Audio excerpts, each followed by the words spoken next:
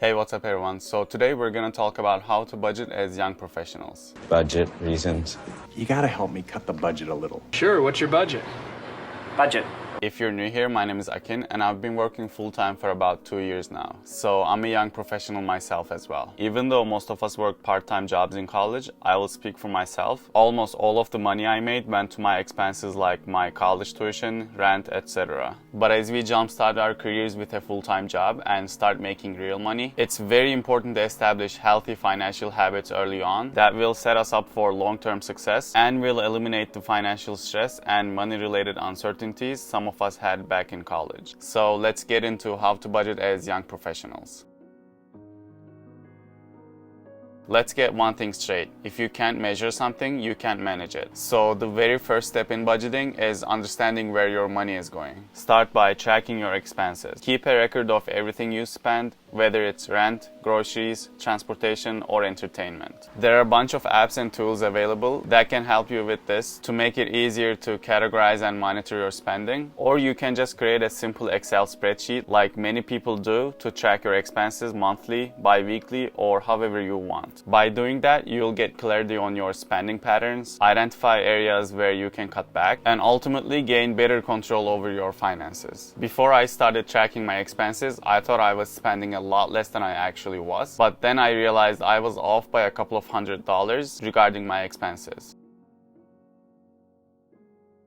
Now that you have an idea of your expenses and goals, it's time to create a simple and realistic budget. Start by listing all your sources of income and deducting your fixed expenses, such as rent, utilities, and student loan payments. Again, you can use a simple Excel spreadsheet or use budgeting apps like You Need a Budget or Simplify. Allocate funds for variable expenses like groceries, transportation, entertainment, and savings. Be realistic and be honest with yourself. The 50-30-20 method can be a good place to start budgeting. It divides your budget in 3 ways. 50% towards your living expenses like rent, utilities, groceries. 30% towards flexible lifestyle spending like eating out, entertainment, and travel. And 20% towards your financial goals like savings, debt payments, and investments. Emergency fund is having a 3 to 6 months of living expenses saved up as a financial safety net for potential emergencies and unexpected expenses. They can be used in the case of job loss, medical emergencies, car-related problems, home repairs, or unplanned travel expenses. The amount totally depends on where you live and your living conditions. I personally use my savings account as my emergency fund because I like to keep it separate from my debit account, which I constantly make payments from.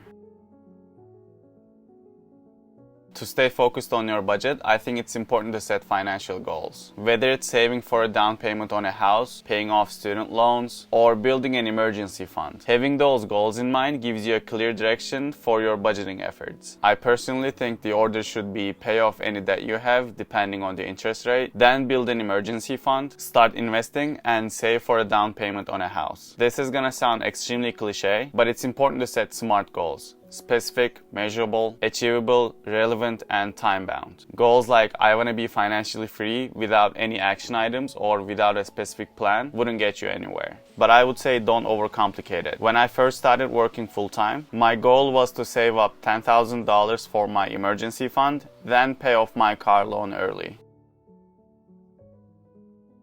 If you have student loans or other debts, it's essential to prioritize debt repayment in your budget. Set aside a portion of your income towards paying off your debts, focusing on high-interest ones first. Sometimes it may not be logical to pay off a debt that is interest-free.